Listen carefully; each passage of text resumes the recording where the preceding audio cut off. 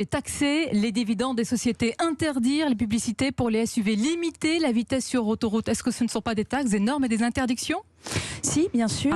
Donc il y a des interdictions comportementales qui peuvent être peut-être aussi un appel à la responsabilité des Français. Lorsqu'on dit qu'il faut effectivement limiter la vitesse sur l'autoroute, ça renvoie à un débat que l'on a eu.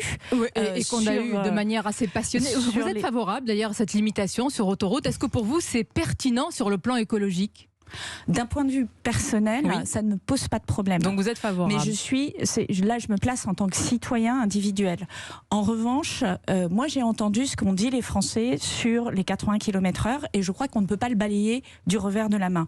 Même si cette convention, encore une fois, c'est le président de la République qui l'a voulu, c'est une démarche qui est inédite en termes d'exercice démocratique et ça a été fait extrêmement sérieusement. Intéressant. Vous dites exercice démocratique, mais dites-moi Agnès Pannier-Runacher, quelle est la légitimité démocratique de 150 personnes tirées au sort pour voter la limitation sur autoroute de 110 km et toucher à notre vie quotidienne ? Deux choses. D'abord, ils renvoient justement aux responsables politiques, ils font des propositions, ils ne définissent pas la norme. La deuxième chose, rappelez-vous la démocratie athénienne. Je rappelle que c'était par l'élection qu'on choisissait les représentants c'est ça le monde d'après alors. Donc, non mais je pense qu'il ne faut pas balayer du revers de la main ce travail qui est profond. On ne balaye pas, on l'interroge. Ce qui nous interpelle ce matin, Madame la Ministre, c'est que c'est l'écologie punitive, c'est que c'est le retour de la machine à taxer. Franchement, tant de taxes pour l'écologie de demain, c'est ça votre nouveau chemin ?